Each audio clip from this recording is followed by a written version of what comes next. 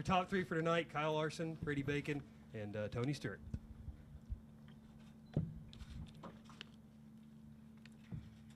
All right, thanks, guys. Thanks for coming. See you next week. Somebody ask a question. Don't make us wait 5 minutes. Doug? Yeah. Brady, talk a little bit about the track tonight. Didn't seem to be at the bottom. It seemed to be about slide jobs tonight. Yeah, for some reason the bottom just wasn't really as soft as the rest of the racetrack all night. It was hard to race in the heats, but then finally that cushion got up high enough where you could race a little bit. Then the B's, you could run the bottom a little bit, but for the most part it was up on the top. But it was still pretty racy. You could go to the bottom if you had to. It looked like you had a little problem staying on the bottom and come up off of it. Yeah, at the beginning, I just think, when they watered it, it still was just a little bit greasy when we first started the race. It went away in a couple laps, but it was difficult for the first couple laps to get going down there. Tony started running down there at the end. The pace kind of slowed down a little bit, it seemed like to me.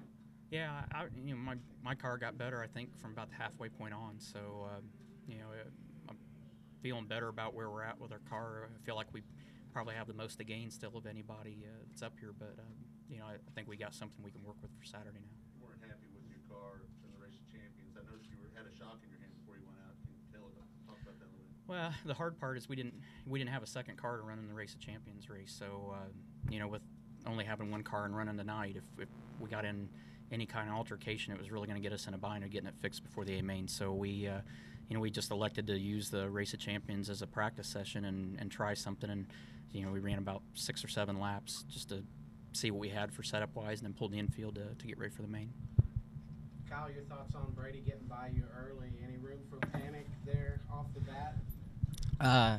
Not initially, and then because I had planned, I knew he was going to get to the top within a few laps, and I could hear somebody coming and was going to get there, but he had just driven by me, and I really was just focusing on finishing the top 3, so I wasn't too worried about him getting by me. But he was setting such a fast pace. I didn't know how fast the other guys were behind me, so I knew I had to step it up a little bit. And then we got to traffic, and we got to racing, and I had snuck by him there on the bottom, and we caught a yellow, and he had a good restart, but I took the restarts like Kevin Swindell did a couple years ago, coming from 10th to win the Chili Bowl, and got a big run on him getting into one and slid him, and that was kind of the move of the race. And after that, I just tried to focus on hit my marks and was messing up a few times, and I know it allowed him to get by me, and he got to the inside of me on the last lap, and luckily enough, he just didn't have enough speed to get by me on the bottom of 4 to the line.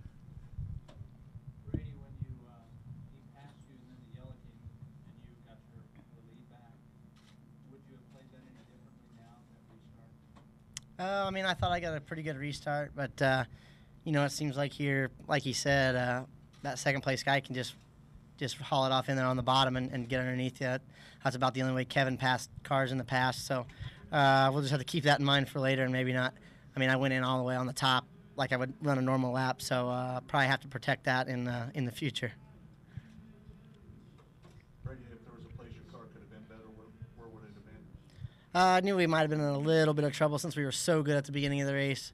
I was a little free at the end of the race, but we had a really good car. We caught back up to him there at the end. His car got a little tough on the cushion, and we were still pretty forgiving on the cushion. So we got it really close, but there are a few little things we can change for Saturday, and hopefully this is the best I've been sitting for the Chili Bowl. First time I've been back in a car that I have total control over, so that's the way I like it, and definitely shows. And we've we put ourselves in a good spot. We just got to make improvements and put ourselves in a position to win on Saturday. Kyle, talk about the victory celebration down there, pulling off the wheel, those high-speed rotations, man. That was pretty cool. Yeah.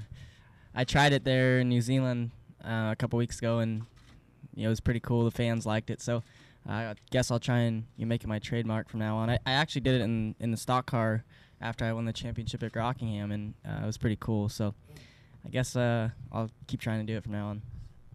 Tony, a past champion of this thing. Of course, you've been there and know how to get it done. Haven't been too many other last names other than Swindell to win this thing since you won it last. Your thoughts and being able to get in here with a podium finish on your qualifying night and going into Saturday night, do you feel good that you can knock the regime off? Well, I think we got a shot. I mean, I think all three of us got to be a little better than we all three were tonight to do that after watching the Race of Champions. But, you know, I looked at the banners when we came in there, and Kevin's got his name up there 3 times, and we were only one behind him. So we still got our name up there twice. So we know how to do this. It's just a matter of, you know, we're working with a car that's a 95 design that I wanted to build a couple years ago. And so we're still trying to find exactly what it likes now. I mean, shock technology's changed, motors have changed. There's a lot that's different that we're working with an old chassis. So we're still just trying to find what it likes and dislikes. And I think we're gaining on it. We ran that race at DeQuoin a couple weeks ago and sorted a lot of stuff out, and I feel like through the course of the night tonight we made it better. So you know, you just gotta, you know, the biggest thing is getting through your preliminary night and, you know, getting locked in the top 3 and locked into the A main, and then you know, just trying to figure out after that everything that you learn tonight to try to make ourselves better for Saturday night. Anybody else? One last question. Congratulations to all 3 of you. Thank you. Thank you. Fun to watch. The fans, I'm sure, enjoyed this immensely because watch you 3 just come off the corner and just rock it off. It's just amazing. Yeah, the fun part is we're sitting here all 3 probably going, man, our cars are slow off. we don't feel like they're fast enough off the corner yet. So Always searching for more. yeah. No, you're pretty quick off the corner. So do you roll in slower, or do you maintain a lot of speed when you come in? I mean, 'cause you 3 are the example of smooth. The track gets so long around here, you can carry a lot of momentum around the top. So I mean, especially late in a night like this, you know, like Brady said, I mean, it was dominant being on the top lane, but it was really long around there. And the hard part's when it gets ledgy like that. That's when, you know, when it's a loose cushion, you can get in there too deep and get buried in it a little bit much, and you can just carry more throttle and blow through it. When it gets packed down and gets to a curb like that, you've really got to finesse the ledge, and that's a delicate balancing act. Of, you know, if you get in too hard, it pitches the nose, and if you don't get in it hard enough, you're just loose. So it's a delicate balancing act. It makes the you know, mess up factor a lot tighter.